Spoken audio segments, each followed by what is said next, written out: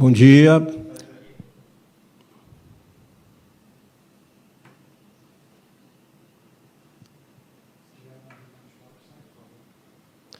Bom dia. Essa é uma atividade do Conselho Regional de Medicina, CREMEGO, referente a estando na vanguarda, na retaguarda da ciência e com olhar populacional. O Conselho de Medicina, no dia 15 de março, portanto, às 10 da manhã, estamos com a atividade de atualização em coronavírus, de importância de assistência à população goiana e brasileira.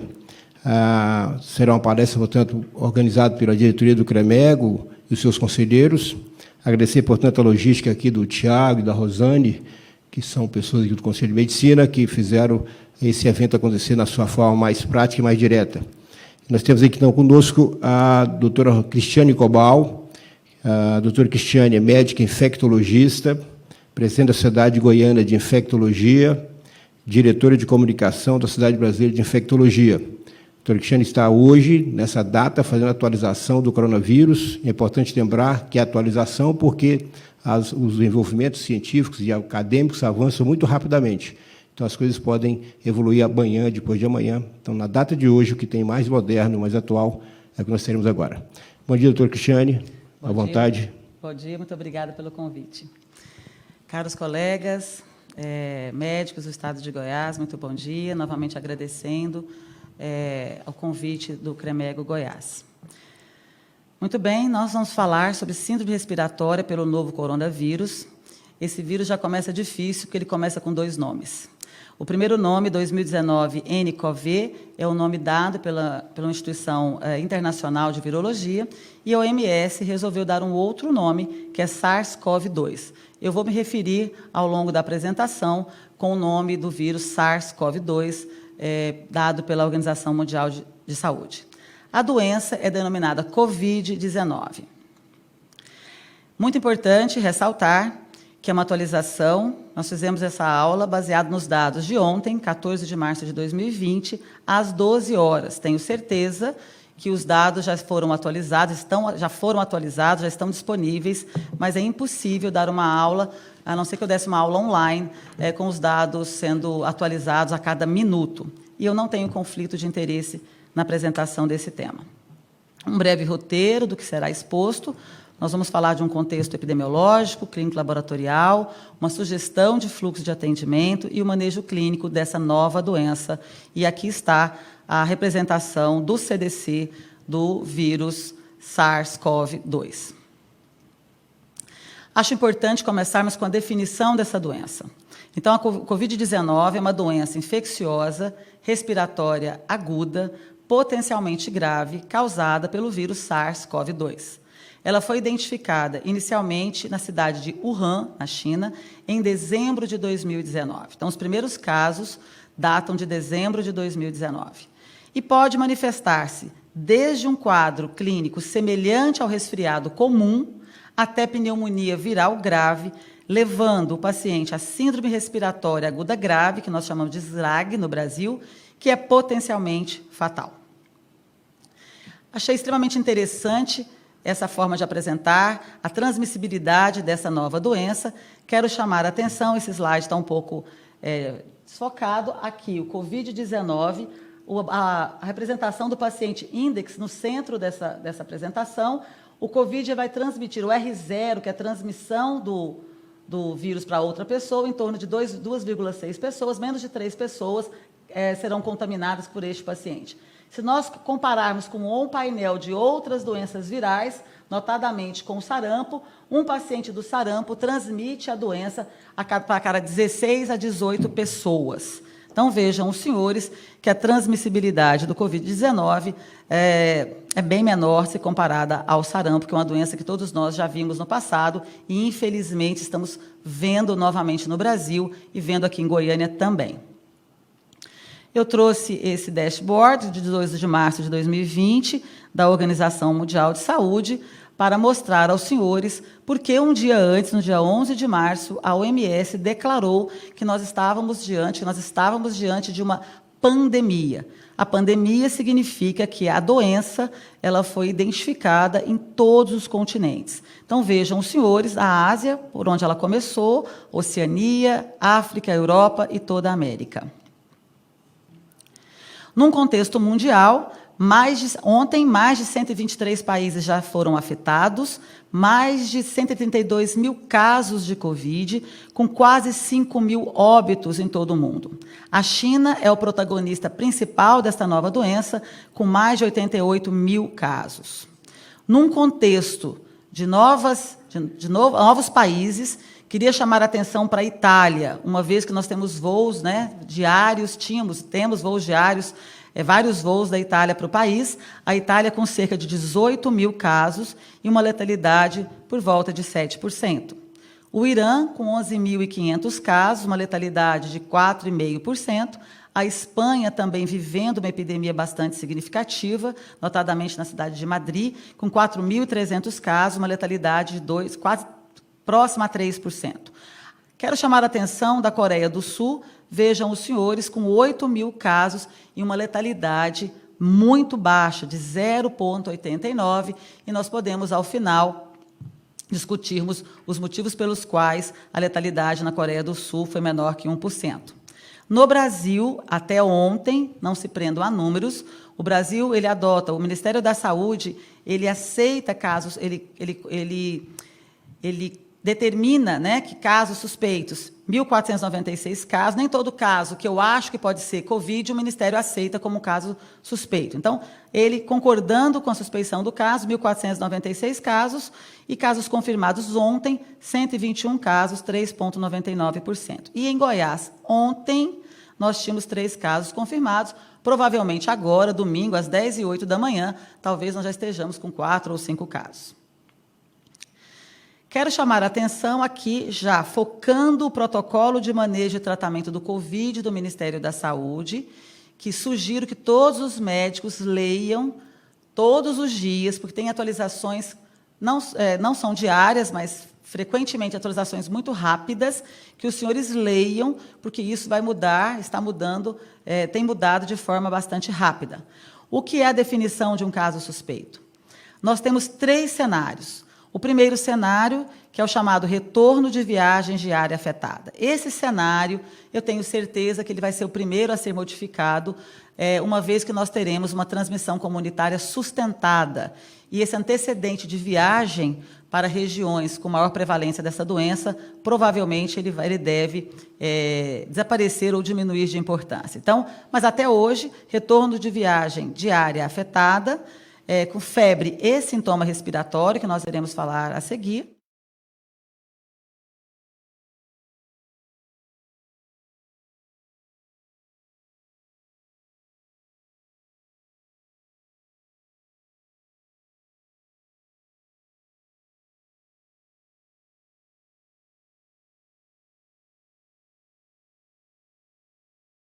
Domiciliar com um caso confirmado de Covid-19. Quero chamar a atenção que a febre, ela pode não estar presente no momento da consulta daquele paciente. A febre ela pode estar ausente nos extremos de idade, ela pode estar ausente em pacientes imunodeprimidos, e no Brasil não é infrequente o paciente ele não ter termômetro. Ele acha que teve febre, ele fala ao médico que ele teve febre, uma febre não aferida, e isso é muito importante. E tudo isso num contexto de 14 dias, uma vez que é o período máximo, pelo menos visto até agora, de incubação desta doença. Quero chamar a atenção, no que se refere a sinais e sintomas, a tríade mais frequente de todas as séries relatadas é febre, tosse, notadamente uma tosse seca, e dificuldade respiratória, e cansaço, dispneia progressiva. Também podem aparecer coriza, mas não é um sintoma principal, coriza, espirro raramente, dificuldade, odinofagia, são sintomas não exuberantes e não frequentes, como nós veremos a seguir. Muito bem. Nós colocamos 4 estudos chineses, onde a epidemia é onde concentra a epidemia. Os 4 estudos, o último estudo, um estudo de publicação recente do New England, com 1.099 casos, um N bastante robusto. Quero chamar a atenção dos senhores, que é uma doença que a mediana de idade é a 4ª e a 5ª década, que de 27% a 51% desses pacientes tinham doenças crônicas associadas. Notem os senhores a prevalência de doença cardiovascular, em torno de 15% até 40% das vezes, e a tríade de sintomas. Febre, que não é febre tão alta, geralmente febre em torno de 37,8, 37,9, tosse notadamente seca e dispneia, dispneia progressiva. O paciente também pode apresentar mialgia, ele pode apresentar astenia, presente variando de 11% até 59%, 69%, e quero chamar a atenção no que se refere à febre e o cortejo da febre em um país em que nós estamos acostumados a ver dengue, a pensar em dengue. Estou com febre, estou com dor no corpo, o primeiro pensamento do médico é que ele está diante de dengue. Vamos lembrar que dengue não não é marcado por sintoma respiratório. Então, gostaria de chamar a atenção sobre isso. As alterações radiológicas, que citarei posteriormente, estão presentes em aproximadamente 50% dos pacientes ao raio-x e à tomografia, que tem uma sensibilidade muito mais específica, e praticamente 90% dos casos irá evidenciar o comprometimento pulmonar deste paciente. Ainda nesses estudos, as características relevantes levantadas pelos autores é que a piora é tardia. O paciente com Covid-19, ele começa com uma doença leve e a tendência é que ele passe a ter mais sintomas a partir da 2ª semana. A febre é prolongada, não esperem febre de 1 ou 2 dias. O paciente pode persistir com febre contínua ou intermitente por 1 e 2 semanas. Lembrando que, nesses estudos chineses, 57% dos pacientes à admissão no hospital, eles estavam afebril. Mas, durante a internação, 88% dos pacientes apresentaram febre. A diarreia, ela não é um sintoma frequente, mas ela aconteceu de 2 a 4, praticamente 4% dos pacientes. Isso talvez tenha também implicância com relação à transmissão, não só por gotícula e aerossóis. Alterações laboratoriais iniciais do hemograma, que é um exame que nós pedimos inicialmente para todos os pacientes, chama a atenção linfopenia, de 60% a 70% das vezes, e a leucocitose ela pode estar presente em 20% a 30% dos pacientes. Então, nós estamos diante de uma infecção viral em que 30% das vezes nós poderemos encontrar uma leucocitose, mas em 70% vamos encontrar um hemograma com leucócitos normais. Um aumento de DHL presente entre 40% e 70%, em alguns estudos mostrando que ele poderia ser, inclusive, um exame que pudesse identificar precocemente os pacientes que irão piorar de forma mais importante. Quero salientar também alterações das enzimas hepáticas, AST e ALT, que foram encontradas em 37% destes pacientes. As complicações, quero chamar a atenção para a síndrome respiratória aguda grave, acontecendo em torno de 17% a 29%, e aqui é o que está sendo extremamente discutido, avaliado, que é a lesão cardíaca aguda, o comprometimento deste vírus no coração, que aconteceu, então, em 12% desse compilado de estudos, e as manifestações mais diversas cardíacas. O paciente pode apresentar quadro de miocardite, quadro arritmogênico, as mais variadas arritmias, levando à morte súbita, alterações isquêmicas, isquemia miocárdica. Então, o coração parece ser, sim, um órgão diretamente acometido pelo vírus do Covid-19. Infecção secundária apareceu inicialmente em 10% dos pacientes. 2,3% a 14%, os pacientes que evoluíram de forma grave precisaram, então, de intubação orotraqueal e ventilação mecânica, e 3% a 5% eles precisaram de uma oxigenação com membrana extracorpórea, que é a ECMO, e isso mostrando que são os casos críticos, que eles chamam de casos críticos. Quero chamar a atenção dos senhores também com relação à transmissão hospitalar. Esse tópico é muito importante. Ele aconteceu, nesses casos chineses, em 41% das vezes, e 29% dos trabalhadores da saúde adoeceram. Esse dado é extremamente significante, considerando que os profissionais de saúde é que irão tratar as pessoas doentes. Então, nós temos que tomar todos os cuidados possíveis para que nós não nos contaminemos e, a partir daí, nós possamos continuar a atender a população que nos procura. Lembrar da transmissão também transmissão hospitalar para outros pacientes, que ocorreu em 12,3% nessa série. A mediana entre o primeiro sintoma e o óbito variou de 14 a 18 dias, mostrando, então, esse acometimento tardio grave da doença. Características e importantes lições sobre a doença por coronavírus na China. Quero chamar a atenção dos senhores sobre a idade, né? É uma doença, então, de adultos, lembrando que apenas 1% das crianças menores de 10 anos elas foram acometidas. O espectro da doença, no N, de 44 mil casos, para tranquilizarmos, né, a todos, 81% casos leves, semelhantes a um resfriado comum ou mesmo uma gripe, que também pode ser grave. Casos graves ocorreram em 14% das vezes, 6 mil casos em 44 mil. E pacientes críticos, 5%, 2 mil pacientes nessa série de casos. A letalidade na província de Hubei foi 2,9% e fora da província de Hubei, 0,4%. Vejam os senhores, uma outra forma de enxergarmos o que eu disse, 80% casos leves, 11% casos graves e críticos, 4%.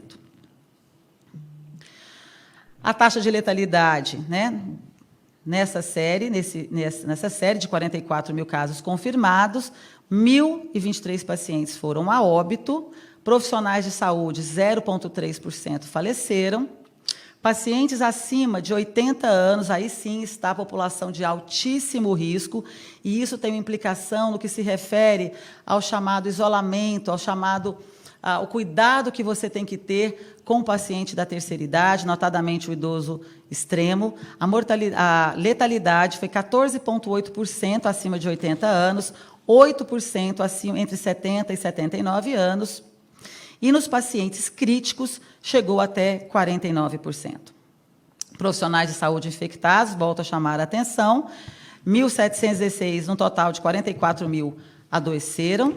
Na cidade de Wuhan, 63% dos profissionais adoeceram, é o epicentro da epidemia. Podemos tecer considerações no que diz respeito à maior carga viral daquelas pessoas. Naquele início de doença, eles não sabiam diante de quem eles estavam, né? 14,8% dos casos classificados como graves ou críticos, que são os profissionais da saúde que evoluíram para casos graves, e 5 mortes nesse estudo, 0,3%. Então, falando em mortalidade, nós temos que tecer algumas considerações sobre risco de doença grave. Então, risco de doença grave, pessoas então, de idade mais avançada, aqui considerado acima ou igual a 60 anos, chamo a atenção para as doenças cardiovasculares, como disse anteriormente, a hipertensão arterial e outras doenças cardiovasculares, o diabetes, doenças respiratórias crônicas, os pacientes oncológicos e pacientes denominados pacientes imunodeprimidos, que tecerei comentários no próximo slide. Quero chamar a atenção de 2.600 casos em que a hipertensão, nós tínhamos 160 pacientes hipertensos, eles tiveram 6% de mortalidade, diabético 7,3%, doença cardiovascular chegando a 10,5% de mortalidade. Detalhando um pouco mais critérios de imunossupressão, que nós chamamos de pacientes imunossuprimidos, aqui os pacientes classicamente denominados, o paciente com neutropenia de qualquer etiologia, o paciente portador de neoplasias hematológicas com ou sem quimioterapia, o paciente HIV positivo numa fase de AIDS, isso é muito importante. O paciente não é o paciente soro positivo com CD4 maior que 200, aquele paciente que está bem, e sim aquele paciente que se encontra numa fase de extrema imunodeficiência caracterizada por uma contagem de CD4 menor que 200 células por milímetro cúbico. Os pacientes asplênicos funcionais ou uma asplenia anatômica, transplantados de órgãos sólidos, pacientes em quimioterapia nos últimos 30 dias. Também quero chamar a atenção, visto que isso é muito comum na prática diária, pacientes em uso de corticoterapia por mais de 15 dias, por exemplo, prednisona numa dose maior que 40 mg dia, ou hidrocortisona numa dose maior de 150 mg dia, ou metilprednisolona numa dose maior que 32 mg por dia, também a dexametasona numa dose maior que 6 mg dia, seriam considerados pacientes imunossuprimidos e também, então, portanto, pacientes com risco maior de desenvolverem a doença mais grave. Outros pacientes usuários de outros imunossupressores, hoje nós temos os imunobiológicos entrando em vários cenários da medicina, pacientes portadores de doenças autoimunes e pacientes com doenças com imunodeficiência congênita. Quero chamar a atenção nesse estudo bastante comentado, que é esse estudo publicado nessa semana passada, que é um estudo do Lancet, que é o curso clínico e fatores de risco para a mortalidade em adultos internados na cidade de Wuhan, na China. De uma série de 191 pacientes internados, 137 pacientes receberam alta e 54 pacientes faleceram. Um total de 28% desses pacientes morreram, eles faleceram. Chama a atenção, tanto no gráfico superior, que são os pacientes que restabeleceram e foram de alta, como no gráfico inferior, que são os pacientes que foram a óbito. Chama a atenção a tríade de sintomas já citadas anteriormente nessa apresentação: febre, tosse, notadamente tosse mais seca, e dispneia. Foi semelhante nos dois grupos, no grupo do sobrevivente e no grupo dos pacientes que foram a óbito. No grupo sobrevivente, aqueles pacientes internados com evolução mais grave, o paciente, por volta do 9º dia, desenvolvendo quadros infecciosos, bacterianos, quadros sépticos, e no 10º dia, ventilação mecânica, e a mediana para a alta em torno de 22 dias. Notem, os senhores, o impacto desta doença no sistema de saúde. Ele é um paciente que ele vai ficar internado, provavelmente no ambiente de terapia intensiva, no mínimo 2 semanas. Nós não vamos conseguir dar alta precoce para esse paciente. Então, daí a importância que citarei mais na frente de medidas para contenção ou achatamento da curva de epidemia, para que as pessoas não adoeçam todas ao mesmo tempo, uma vez que nenhum sistema de saúde do planeta vai dar conta de tratar de forma correta todas as pessoas que precisarem de um atendimento de suporte de vida avançado. Os pacientes, a mediana de alta, já disse, de 22 dias. No grupo do óbito, esse paciente, por volta do 10º dia, ele se apresenta já com um quadro séptico e desenvolvendo uma doença respiratória aguda grave por volta do 12º dia, e a partir desta data, no final do gráfico abaixo, observem os senhores, aí sim apresentando disfunções cardiovasculares, insuficiência renal, infecções secundárias bastante significativas, já foi relatado, inclusive, casos de micro-organismos não frequentemente encontrados em infecções da comunidade, notadamente, inclusive, fungos, especificamente aspergilos. Paciente evoluindo, então, para a síndrome da falência de múltiplos órgãos e o óbito acontecendo por volta do 19º dia. Ainda na continuação deste estudo, chama a atenção no grupo dos pacientes que foram ao óbito, neste estudo, uma idade acima de 51 anos, e aí sim, exames laboratoriais que poderiam sinalizar para aqueles pacientes de maior risco de desenvolverem doença muito grave, né, e irem a óbito. Um aumento de liberação da interleucina 6, um dímero D elevado, mais de 1 micrograma por litro de aumento de dímero D, levando um aumento de 12%, um risco de 18 vezes que aquele paciente teria para ir a óbito. O hemograma chama atenção, como já dito anteriormente, linfopenia, aumento de ferritina e DHL, provas inflamatórias aumentadas, proteína C reativa, e aumento também da liberação de troponina, já sinalizando um comprometimento cardíaco também já falado anteriormente. No manejo clínico, voltando aqui para o nosso manual de protocolo de manejo e tratamento do Covid do nosso Ministério da Saúde, muito importante que vocês leiam esse manual. A orientação de triagem, ela tem alguns aspectos bastante interessantes que nós vamos começar a discuti-los agora. O paciente, o acompanhante, ele deve ser instruído a informar a recepção sobre o sintoma respiratório. Então, isso é significativo, porque essa sinalização é que permitirá que o serviço de saúde já tome as primeiras providências no sentido de evitarmos ao máximo a transmissão dentro daquele ambiente, onde nós teremos outros pacientes também doentes. Então, o serviço de saúde, ele tem que disponibilizar máscara cirúrgica e estimular a higiene das mãos. Então, aquele paciente sintomático respiratório, ele vai pegar uma máscara cirúrgica, ele vai colocar essa máscara, ele deve permanecer todo o tempo com máscara cirúrgica, enquanto ele estiver dentro do serviço de saúde. Detectar pacientes suspeitos para infecção do SARS-CoV-2, e aí ainda o histórico de viagem, como já dito no slide anterior, contatos com casos suspeitos. Garantir a triagem e isolamento rápido dos pacientes com suspeita da doença. Esse paciente deve permanecer preferencialmente em uma área separada, em local ventilado até a consulta, mantendo uma distância de segurança de 2 metros entre cada paciente e um fácil acesso à higienização das mãos, quer por lavagem das mãos ou através do álcool 70. Cabe ao serviço de saúde ambulatorial ou hospitalar, notadamente os serviços de controle de infecção relacionado à assistência à saúde, juntamente com outros líderes da instituição, desenharem um fluxo prático, um fluxo rápido para o atendimento eficaz e seguro de todos esses pacientes que procurarem esta unidade de saúde. Essa doença é de notificação imediata, nós temos 24 horas para notificação no Ministério da Saúde, através desse link que está colocado ao lado. A doença, então, ela é não complicada em 81% das vezes, ela é caracterizada como uma síndrome gripal e que a febre chama atenção mais prolongada, tosse e dispneia. O paciente pode ter então, mialgia, como já disse, cefaleia. Lembrar que pacientes idosos, pacientes com comorbidades graves podem não apresentar esses sintomas mais típicos. Quando o paciente apresenta um quadro leve, que será em 81% das vezes, nós temos que orientar este paciente para o retorno, ele vai ser observado em casa, para uma quarentena domiciliar, que nós chamamos.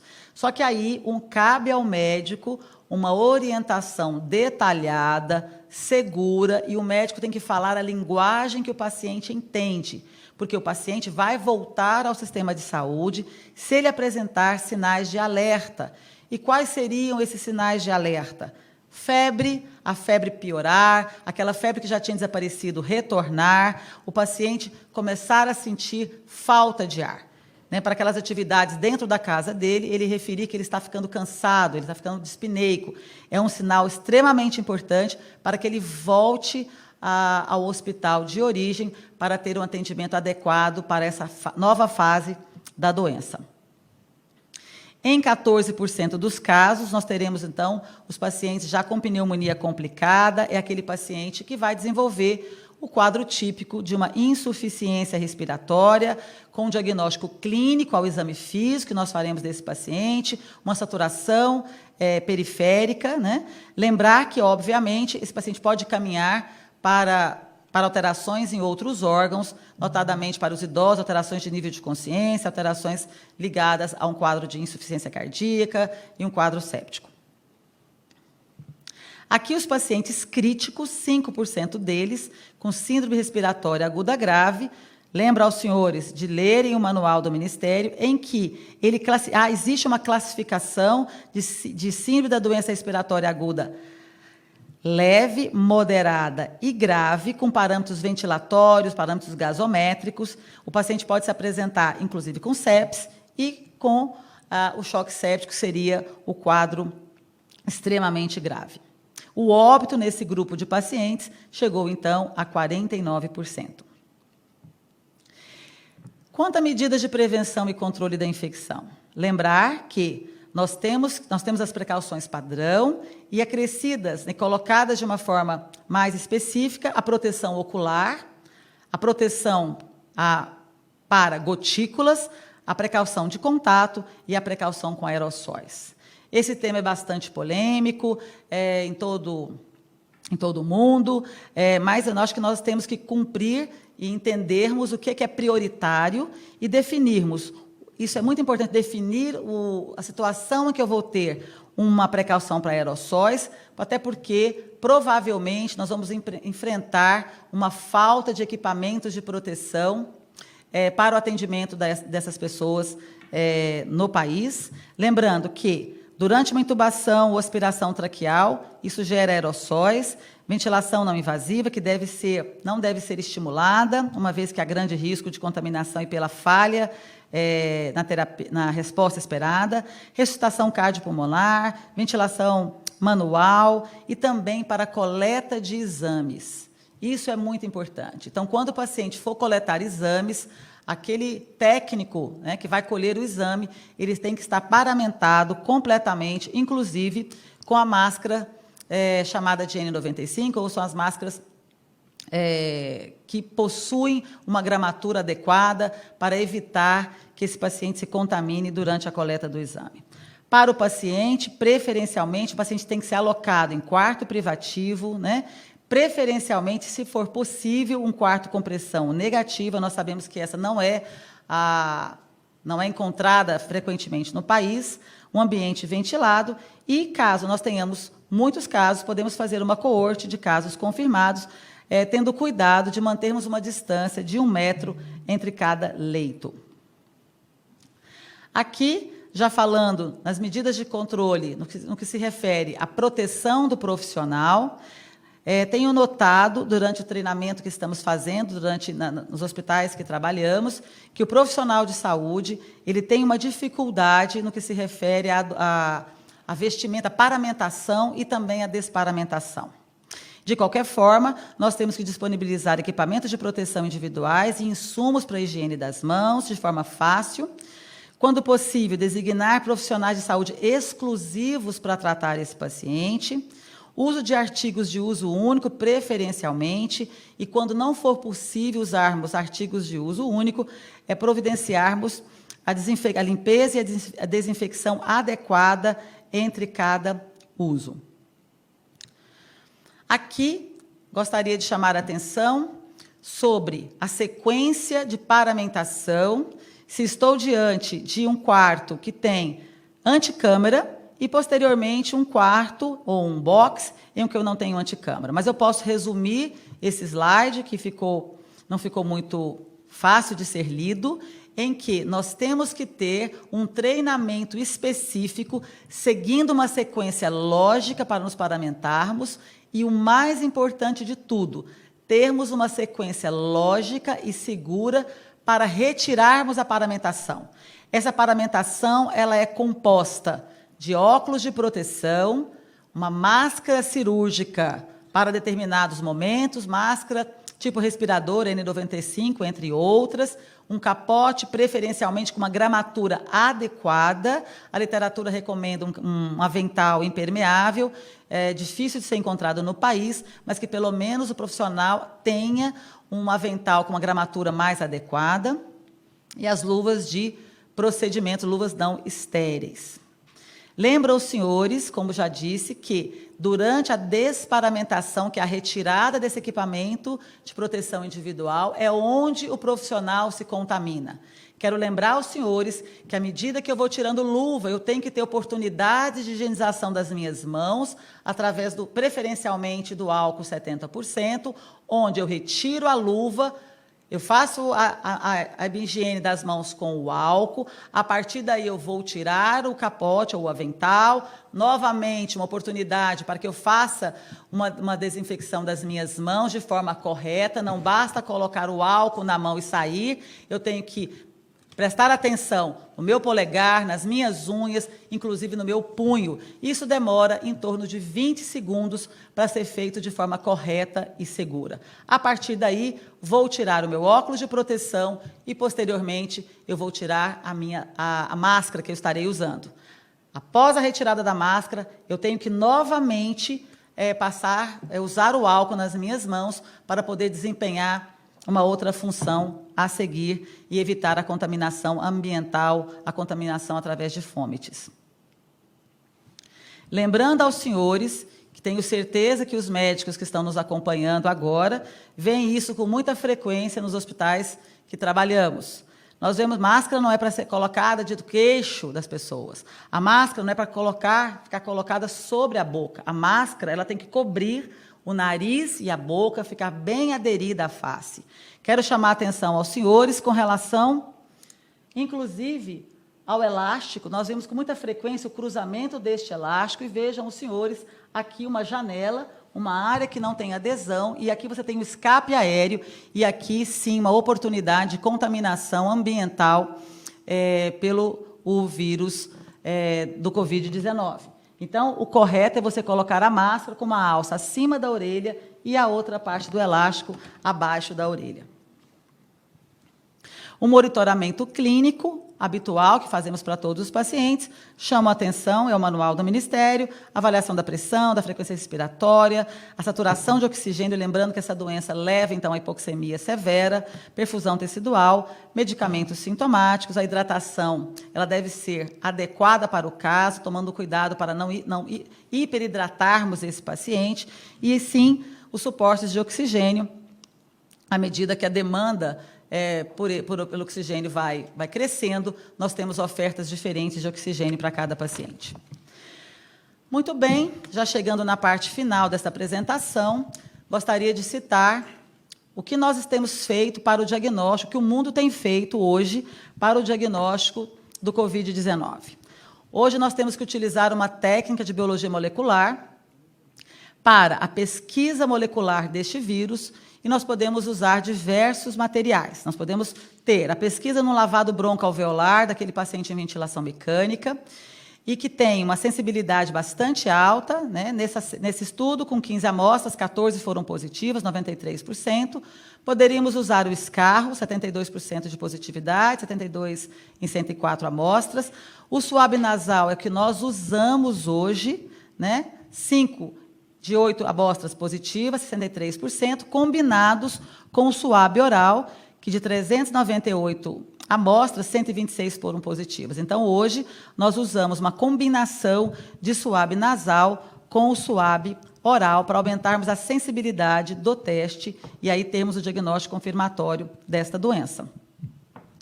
Quero ressaltar, então, aqui são os suaves, a forma de você colher um suave de nasofaringe e orofaringe, que deve ser coletado de forma correta.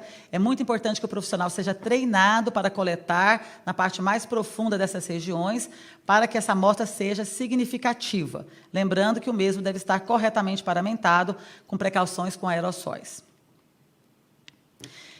Gostaria de lembrar a todos que nós estamos entrando, né, entramos agora em março, notadamente em abril, na estação das doenças respiratórias virais, em que temos casos de gripe, vírus influenza e vírus essencial respiratório. Então, nós teremos um pupurri de vários vírus respiratórios, levando manifestações que realmente serão difíceis na prática diária médica, definirmos se estamos diante de um quadro de gripe ou de um quadro, por exemplo, de Covid-19. Então, se possível for, pedir o painel para os outros vírus respiratórios para que possamos fazer um diagnóstico etiológico correto deste paciente.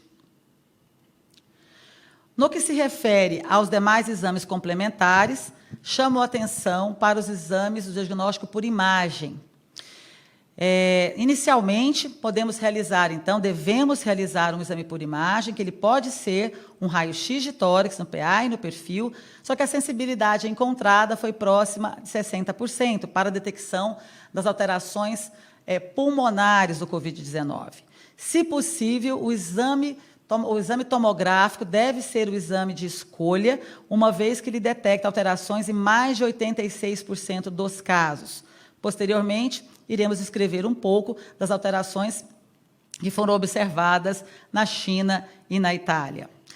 Exames gerais, hemograma, lembrar que o hemograma vai estar normal, em torno de 60% a 70% das vezes. Leucopenia, chama atenção a leucopenia, em 73%, que variando de 25% a 63%. Proteína C reativa, ela pode ser normal ou também já se encontrar aumentada. Solicitar gasometria, lactato e outros exames de acordo com o quadro clínico, coagulograma, testes para avaliação da função renal e eletrólitos, o perfil hepático, lembrando que 30% a 40% dos pacientes têm alteração de ALT e EST, CPK, DHL e dímero D como marcadores inflamatórios, já tentando predizer os possíveis casos com pior evolução. Obviamente, se o médico considerar que esse paciente tem uma infecção bacteriana associada ao quadro viral de COVID, não esquecer de solicitar as hemoculturas pareadas, no mínimo 2 amostras, e, obviamente, com, se possível, uma cultura de aspirado traqueal, se o paciente estiver já em ventilação mecânica. Quero mostrar aos senhores exemplos de imagens de comprometimento pulmonar, de tomografia, de 3 casos diferentes. Notem os senhores que, inicialmente, a tomografia evidencia um infiltrado chamado vidro fosco, aquele infiltrado fino. Ele pode ser unilateral ou bilateral. Ele pode, inicialmente, poupar o centro do tórax, da tomografia, e com a evolução, com o passar dos dias, esse paciente já vai evoluindo para um padrão maior de consolidação, que é esse paciente que vai evoluir mais grave. O que nós temos visto do que foi relatado na Itália e na Espanha, esse padrão em vidro fosco, e notadamente em Goiânia, em casos com alta suspeita que nós temos na cidade na última semana, nós temos visto esse infiltrado em vidro fosco unilateral inicialmente, e ao repetirmos essa tomografia com 24, 48 horas, a progressão deste infiltrado. Caminhando para o término da apresentação, eu gostaria será importante nós falarmos sobre tratamento. De forma geral, né, nós não temos um tratamento no mundo específico para a doença chamada Covid-19. Né? Nós não temos ainda um protocolo definido no mundo inteiro. Também quero ressaltar que nós não temos vacina disponível para a prevenção dessa doença. Vários centros no mundo inteiro estão com vários estudos para vacina, mas tenho certeza que isso provavelmente não será liberado nos próximos meses. E aí, vários estudos in vitro já tendo como base a doença pelo coronavírus que aconteceu no Oriente Médio, notadamente na Arábia Saudita em 2012, e também na SARS-1, que foi também na China em 2002 e 2003, nós temos vários relatos de caso de uso de várias medicações, por exemplo, interferon alfa. Quero chamar a atenção para as drogas do HIV, notadamente para os inibidores de protease, em que alguns estudos in vitro demonstraram alguma eficácia frente a esse vírus, especificamente um antiviral denominado de lopinavir, que vem coformulado com ritonavir, que hoje nós não temos no país para uso adulto. Ele já foi substituído. E o estudo, que agora nós temos o primeiro estudo clínico nos Estados Unidos, na Universidade de Nebraska, que começou há 3 semanas atrás, que é um estudo como um novo antiviral, um antiviral ainda experimental, em fase 2, que é o Remdesivir, junto com a cloroquina. O laboratório que produz esse antiviral, Remdesivir, ele está com vários estudos no mundo inteiro e uso compassionado na China e na Itália, os países que estão enfrentando casos muito graves, um cenário extremamente devastador. E outras drogas sendo testadas também, mas volto a dizer, nós não temos um tratamento padrão para esta doença. Quero chamar a atenção para a parte de oferta de oxigênio, lembrar que até os estudos atuais, eles têm demonstrado que não é adequado a administração de corticoide nas fases iniciais, uma vez que os pacientes eles apresentaram um pior prognóstico, uma pior evolução.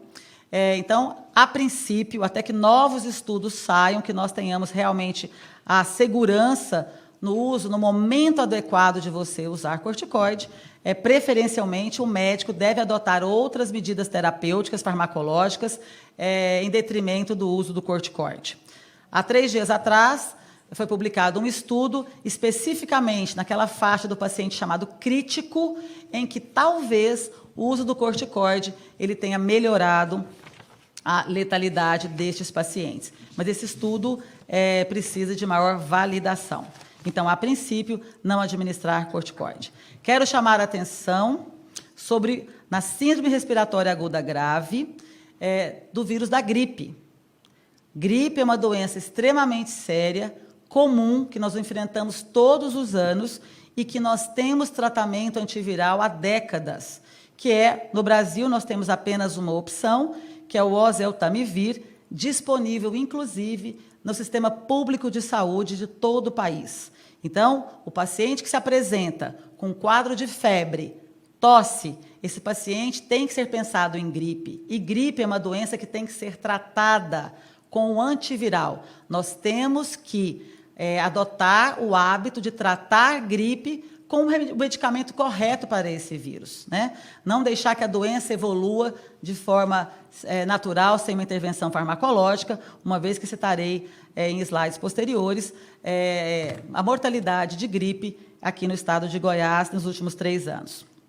Obviamente, aquele paciente que se apresentar para o médico numa situação de maior gravidade, o paciente vai receber o oseltamivir até que nós tenhamos a definição ou não é gripe. Uma vez que o teste molecular afirmar que não é gripe, o oseltamivir sai da prescrição médica e aquele paciente, a critério médico, também ele poderá receber antibiótico terapia, considerando que, numa fase inicial, pode ser muito difícil nós afirmarmos que aquele quadro respiratório, tomográfico, é apenas pela presença deste novo vírus.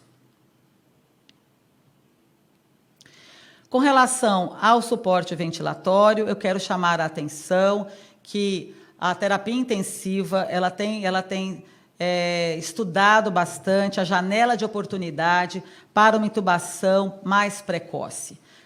Não só pela eficácia maior deste procedimento, como também para maior segurança. Então, nós acharmos a janela mais adequada para a intubação precoce, para colocarmos esse paciente em ventilação mecânica, isso é fundamental para a boa evolução do caso.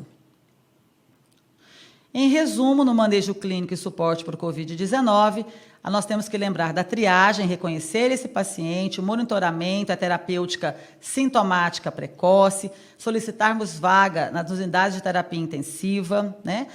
A internação desse paciente deve ser feita em quarto de isolamento, implementar as medidas de precaução adequadas, uso de máscaras, como já disse, tanto máscara cirúrgica ou N95, a depender da situação, luvas, avental não estéril e óculos de proteção. O manejo adequado da insuficiência respiratória, da síndrome da doença respiratória aguda grave e das medidas para choque, seja ele um choque cardiogênico ou um choque séptico. Lembrar da prevenção também no ambiente hospitalar, uma vez que a contaminação do profissional de saúde ela não é pequena. Gostaria de, mais uma vez, lembrar sobre a síndrome respiratória aguda grave, focando agora o nosso estado de Goiás. No ano de 2017, nós tivemos 729 notificações de SRAG, sendo que 108 eram para o vírus influenza e 26 pacientes morreram. Chamando a atenção que 14 pacientes faleceram com o vírus influenza H3N2, contemplado na vacina que nós fazemos todos os anos. Então, nós não podemos menosprezar uma doença que já vem matando as pessoas todos os anos. Em 2014, quero chamar a atenção, 1.662 notificações, influenza 481, com 81 óbitos por gripe do ano de 2018 no estado de Goiás, 68 casos de H1N1. E em 2019, que foi o ano que acabou de terminar, o ano passado, 1.366 casos notificados como síndrome respiratória aguda grave, 193 casos de gripe, que é o vírus influenza, com 41 óbitos, 35 por H1N1, também contemplado na vacina. A vacina ela é única. A vacina para gripe ela contém ela contém proteção para H3N2 e para H1N1. Então, não vamos esquecer da vacinação que deve começar nos próximos dias no país. Essa vacinação foi antecipada em virtude do enfrentamento do Covid-19. Por último, achei extremamente interessante, mas eu não posso deixar de falar. Eu trouxe aqui a recomendação da Sociedade Italiana de Infectologia para a região da Lombardia no enfrentamento hoje do Covid-19. Mas eu não posso deixar de salientar que trouxe a título de conhecimento, porque é uma palestra voltada para os profissionais médicos, que o mundo está estudando tudo diante de uma doença nova e potencialmente grave, mas são condutas não validadas pela Sociedade Brasileira de Infectologia e nem pelo Ministério da Saúde. Então, quero deixar isso muito claro, mas achei extremamente interessante em que os médicos italianos, a equipe de infectologia italiana para a região da Lombardia, o epicentro da epidemia de Covid-19 na Itália, ela estratifica o paciente em assintomático, igual nós fazemos no Brasil, e um tratamento sintomático e uma vigilância, e não nenhum tratamento antiviral. Depois ele estratifica o paciente com sintomas respiratórios leves, em que o tratamento é sintomático e nenhum tratamento antiviral, até porque não temos um protocolo definido, como já disse anteriormente. Mas chegando no paciente grave, na estratificação do doente grave, ele já tem protocolos, né, de tratamento específicos, uma vez que, nessa situação de extrema gravidade, de alta mortalidade, eles estão usando algumas drogas já citadas anteriormente, notadamente um IP, um inibidor de protease para o HIV, no caso dos italianos, lopinavir coformulado com ritonavir, cloroquina ou mesmo a hidroxicloroquina, que tem uma dose diferente, por um período aí em torno de 20 dias. Naqueles casos críticos, aí sim, através de um uso compassionado do Remdesivir, eles também têm trials com Remdesivir mais cloroquina. Então, só quero chamar a atenção, achei extremamente interessante, uma vez que os médicos italianos, eles estão vivendo essa epidemia de forma dramática. A Itália é um país com uma população de pacientes idosos extremos acima de 80 anos, bastante significativo. Aqui as referências da apresentação, e muito obrigada. Doutora Cobal, muito obrigado.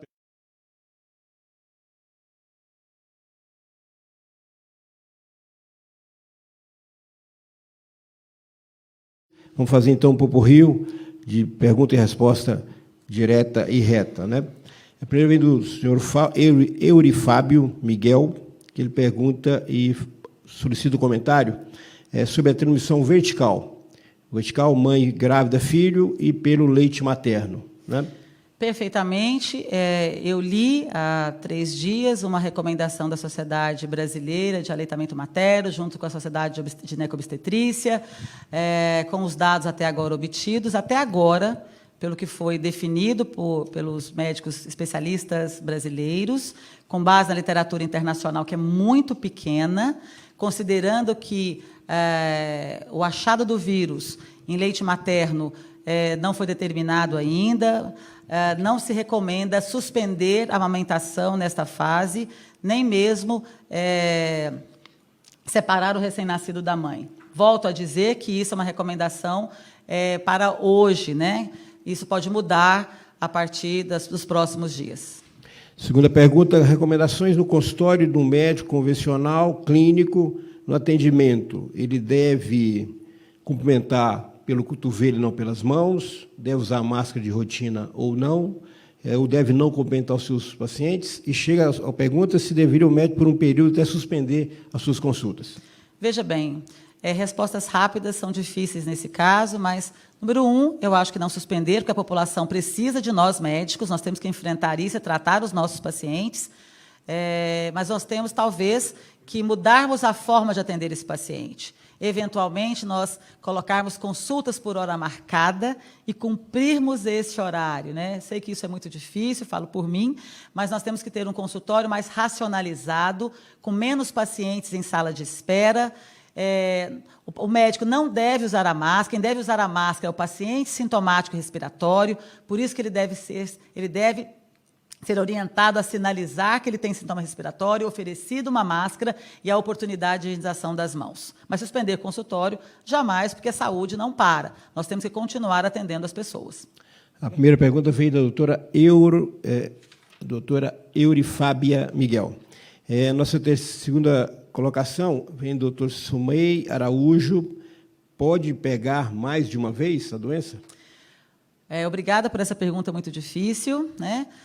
Temos algumas teorias a respeito. Postula-se que, na verdade, talvez nós tenhamos uma excreção prolongada, intermitente, e o paciente possa recair da doença, mas também outros pesquisadores acham que talvez fosse possível. Não se sabe, é um assunto ainda não resolvido. A nossa pergunta quanto aos consultórios vem da doutora Lidiane, a ginecologista. Nossa terceira pergunta vem da doutora Fabiana Cardoso.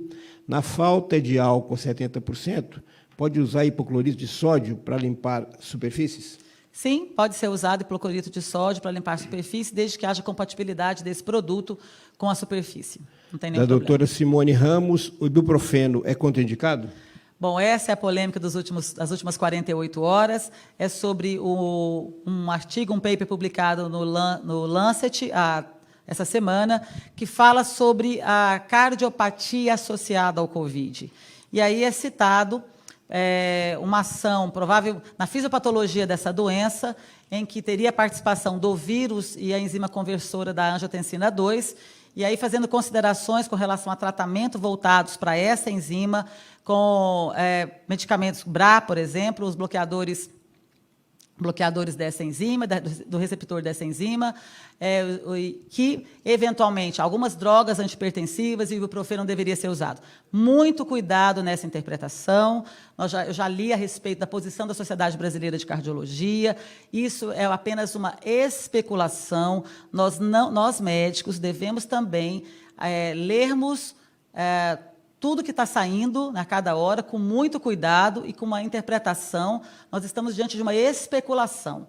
Acredito eu que nós não devemos, e os cardiologistas já se posicionaram frente a isso, nós não temos dados suficientes para recomendar troca de medicações cardiológicas muito importantes em diversos cenários da cardiologia e também com relação ao uso do ibuprofeno. Então, ainda temos que estar atentos, está no nosso radar, no radar médico, mas ainda realmente não há nenhum dado robusto que nos faça não prescrever mais essas medicações. Tem tido no cenário das mídias muitos fakes e muitas colocações infundadas pela ciência. Um deles é soro para imunidade. Nossa, né?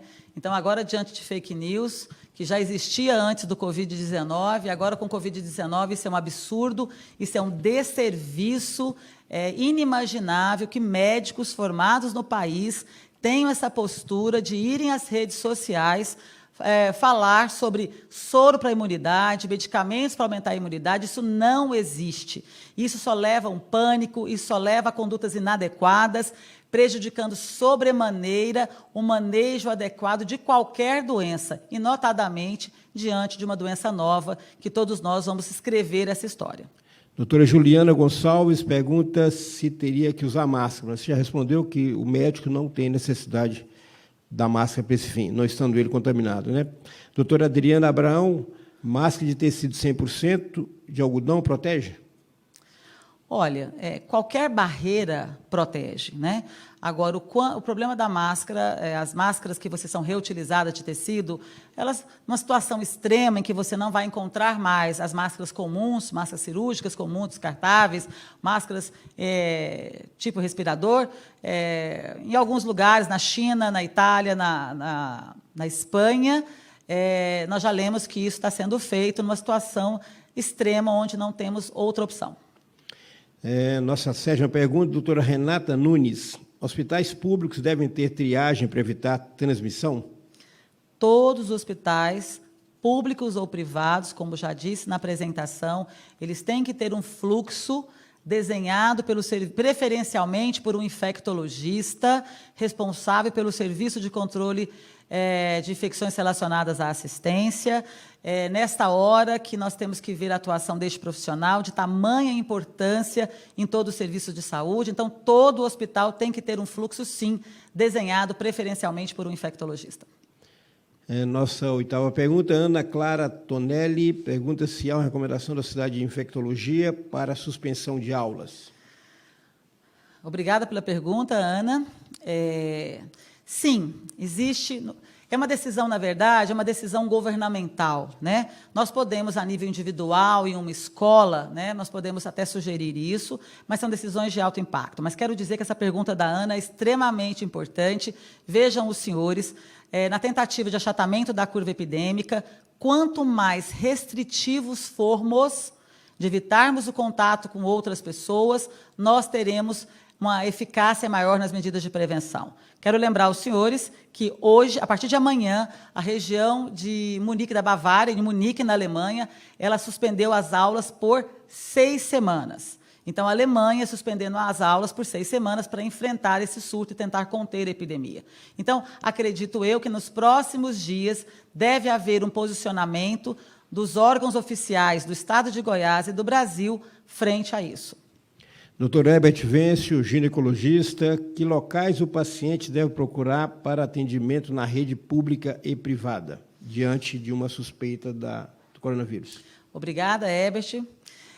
O paciente pode procurar os hospitais privados, já colocados, hospitais capacitados para o atendimento, e os hospitais públicos têm que seguir o fluxo do SUS. O nosso fluxo começa no município e ele termina no Hospital de Doenças Tropicais, é um hospital específico para as doenças infecto-contagiosas. Nós somos um hospital que nós não temos uma quantidade de leitos para atender a todos, e nós já temos uma determinação do governador do Estado de Goiás, em que ele criou um hospital dedicado para o atendimento de todos os casos de Covid, que, com certeza, será bastante importante no enfrentamento dessa epidemia, que nos próximos dias ele já será inaugurado. Mas agora, hoje, o hospital público, acredito eu, com maior capacidade técnica e recursos humanos, é o Hospital de Doenças Tropicais. Os privados, todos que se acharem, que estão capazes, que declararam ser capazes de atender esses casos. Esse hospital que o governador Ronaldo Caiado deliberou é o Hospital do Ipasgo. Esse é o Hospital do Ipasgo, em que o governador, na quarta-feira, ele já estava tomando todas as providências para concretizar, para a abertura desse hospital, um hospital que, se eu não estiver enganada, com capacidade para 220 leitos dedicados ao Covid-19. A doutora Georgia Pérez pergunta que cuidados o profissional de saúde que teve contato com o infectado deve tomar? Isolamento? Olha, o que ela está dizendo, obrigada pela pergunta, o contato com um caso confirmado significa que esse profissional tem que sair de circulação. Ele vai entrar em quarentena por 14 dias. Caso ele não faça o exame, repita esse exame dê negativo. Porque esse profissional, ele pode, considerando que as manifestações clínicas podem aparecer até o 14º dia, e esse profissional estava em contato com este caso confirmado, ele pode vir a adoecer, e se ele continuar atendendo, ele pode contaminar os outros pacientes. Doutora Luzia Morado pergunta sobre a alternativa da máscara, você já respondeu quanto à máscara de pano, lavada, passada. Você já respondeu quanto a isso da Itália, que tem usado isso de forma extraordinária, né? Não de rotina. Nossa 12ª pergunta, doutor Vitor Cruz pergunta como organizar o atendimento ambulatorial na rede pública. Remarcar consultas?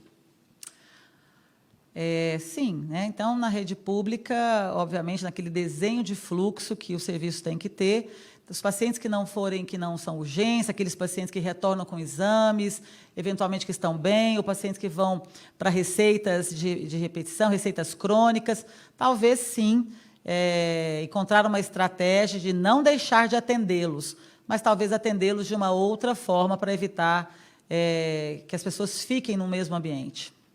Dr. Frederico Lucas, quais medidas de prevenção e controle para equipes de saúde? Na ausência de equipamentos de proteção, seria bom o uso de sacos plásticos por baixo da roupa descartável? Olha, aí nós vamos começar a entrar no famoso jeitinho brasileiro, né? Então, assim, é muito complexo responder essa pergunta. O saco plástico com o intuito de impermeabilizar a sua roupa, mas eu acho que a gente tem que partir do princípio que nós temos equipamentos de proteção individual, vamos fazer o que nós temos e, com certeza, o Ministério dará uma resposta frente a essa situação para o país. 16ª pergunta, doutora Luciana Pinelli. A Sociedade Brasileira de Infectologia já recomendou não suspensão de aulas, mas seria prudente o uso de máscaras pelos estudantes? Olha, Luciana, muito obrigada pela pergunta. A Sociedade Brasileira de Infectologia ela fez essa ponderação há alguns dias atrás. Tudo isso depende da transmissão local, depende da transmissão sustentada, depende de dados dos epidemiologistas, né? Então, essa recomendação da SBI ela foi naquele momento, e isso está sendo revisto juntamente com o Ministério, né? Agora, eu acho que o uso de luva pelo estudante, o uso de máscara pelo estudante, acho que é uma medida de baixa eficácia. O estudante, o adolescente, a criança, ele não vai conseguir usar 4, 6 horas daquela máscara. Eu acho que, inclusive, acho importante salientar, se todos os estudantes usarem máscaras, Luciana, nós não teremos máscara para os profissionais de saúde. As máscaras já estão em falta no país. Então, nós temos que racionalizar o uso da máscara para o doente sintomático respiratório e para os profissionais de saúde, né? Então, não é preferível, no meu ponto de vista, eventualmente, nós não termos o nosso filho naquela escola do que nós colocarmos máscara nessas crianças, nesses adolescentes, nas escolas aí, estado afora. 17ª, doutora Maíse Mesquita, quais as medidas preventivas para as clínicas de imagem? A clínica de imagem ela entra como qualquer outro estabelecimento de saúde, né? O desenho de um fluxo em que, naquela sala de espera de uma clínica de imagem, nós vamos vai ser perguntado para aquele paciente que vai fazer um ultrassom, uma tomografia, uma ressonância, um raio-x, se ele é um sintomático respiratório, dar a máscara comum para esse paciente, ele ter à disposição um álcool para a higienização das mãos, né? Eu acho que esse é o fluxo correto para qualquer clínica, independente do fim que ela está. Doutora Luana Michele, quais locais para triagem nas redes públicas e privadas? Você já comentou com relação ao HDT e depois o Hospital do Ipasgo, né, do governador liberou. Doutora Ana Lívia, quanto tempo o vírus sobrevive na superfície?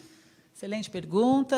Com os dados que nós temos até o momento, o vírus é capaz de permanecer viável em até 9 dias em superfícies. 20ª pergunta, doutora Suene Dornelles, é recomendada a vacinação contra a gripe?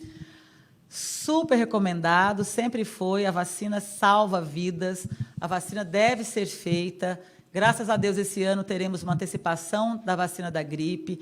Olha, pergunta excelente, extremamente oportuna. Eu gostaria de falar a todos vocês, né, a todos os colegas, e sei que outras pessoas não médicas estão ouvindo essa live, dizer que, em primeiro lugar, a vacina da gripe é super segura, é uma vacina com vírus inativado, não existe a menor possibilidade de alguém ter gripe pela vacina, uma vez que o vírus está morto. Então, ninguém adoece pela vacina. O que pode acontecer é que, ao se vacinar, o paciente já está em período de incubação de gripe, ele vai desenvolver um quadro gripal a seguir, mas que não tem nada a ver com a vacina. Então, a vacina ela não é uma vacina de altíssima eficácia, mas muito melhor com ela do que sem ela. Então, fortemente, sempre foi recomendado a vacina da gripe, e espero que todos os goianos procurem um serviço de vacinação de forma tranquila, de forma calma, para nós evitarmos o que aconteceu em 2017, que foi uma situação extremamente complexa diante de todos os serviços de vacina do estado de Goiás. Teremos vacina para todas as pessoas. Nossa 20ª pergunta é Suene Dornelles, que falou sobre a vacinação. E 21ª, doutor Jorge Martins, favor comentar sobre o uso de anti-inflamatórios e inibidores do ECA. Pode gravar o Covid-19? Eu já respondi. Você já comentou sobre isso. 22º, doutor Matheus Guilhardi, gostaria de saber sobre a infecção em pacientes imunodeprimidos e em uso de TARV. Então, já disse que o paciente chamado imunodeprimido, quer imunodeprimido por uma outra situação, é uma doença de base que nós temos que ficar mais atento nesse paciente, ele pode caminhar para uma doença mais grave. E o uso do TARV, né, que são as medicações de alta potência para o HIV, o paciente HIV positivo que está em tratamento correto, com seu vírus suprimido, com um CD4 alto, ele vai se comportar provavelmente como qualquer outro paciente. Doutora Francine Leão, na 23ª pergunta, por que a mortalidade na Coreia foi tão baixa? Olha, aí, bastante interessante, obrigado pela pergunta. A Coreia do Sul tem um sistema de saúde extremamente eficiente.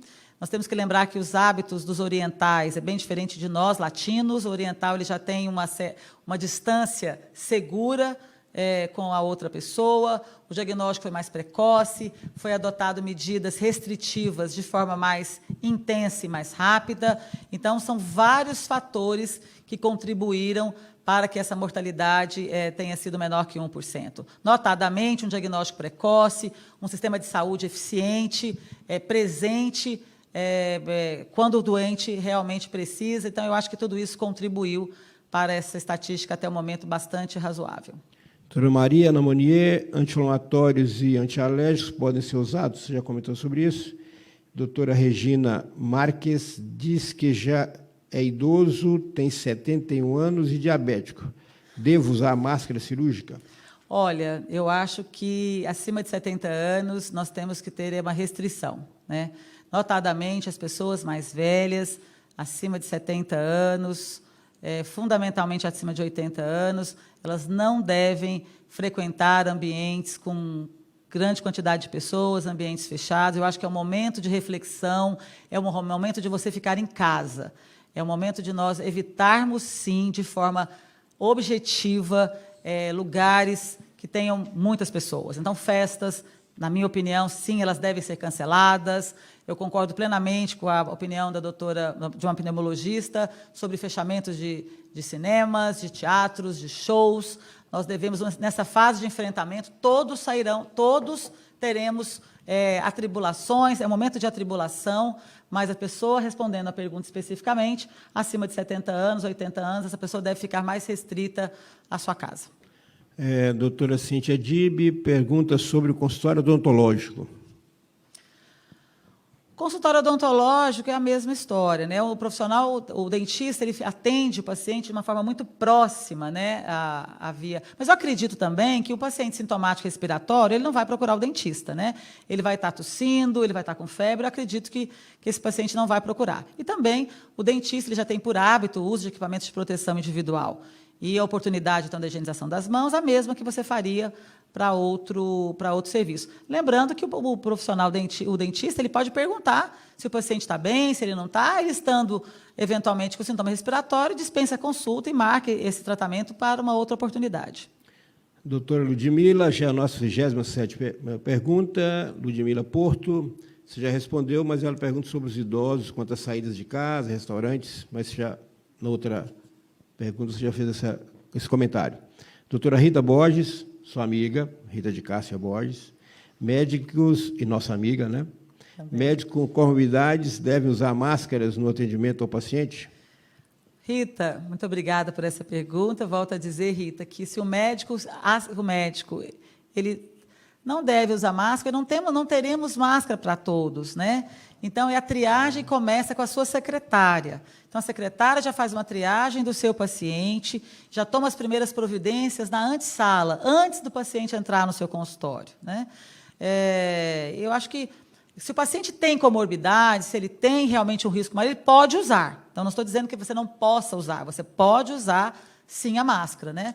Mas, na definição de várias comorbidades, né, imagina quantos médicos são hipertensos, quantos médicos têm stents coronarianos, né?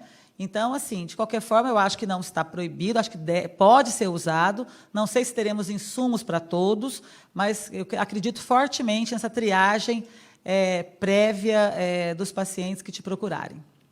Nossa 29ª pergunta, do professor Paulo César Veiga Jardim, nosso confrade, professor de todos nós de cardiologia, pede para você comentar sobre a ida desnecessária de pessoas ao pronto-socorro ou hospitais. Muito obrigada, doutor Paulo, por essa pergunta. Fortemente recomendado no mundo inteiro, né? Só procurem hospitais, só procurem pronto-socorro quem estiver doente. E outra coisa, quando você for procurar um hospital, se você estiver doente, se você puder ir sozinho, se você tiver condição de ir sozinho, melhor. Diminua o número de acompanhantes. Nós sabemos que, às vezes, pelo carinho que nós temos com o nosso familiar, com o nosso amigo, às vezes o paciente vai com 3, 4 pessoas numa consulta, e aí lota todas as salas de espera, o risco é muito maior, né? Então, realmente, esse comentário do Dr. Paulo é altamente pertinente, só deve procurar um pronto-socorro nessa situação que nós estamos estimando que ela vai piorar daqui 4, 6, 8 semanas, que nós já tenhamos uma ida mais racional ao pronto-socorro. Nossa 30ª pergunta, tivemos dezenas de perguntas, professora. Sua palestra é elucidativa e ficou bem divulgada aí, com acesso importante nas redes aí da internet. A doutora Luciana Pinelli, como as clínicas particulares devem proceder quanto aos funcionários, às funcionárias grávidas? Bom, Luciana, a princípio, né, nós não temos ainda essa recomendação formal de nós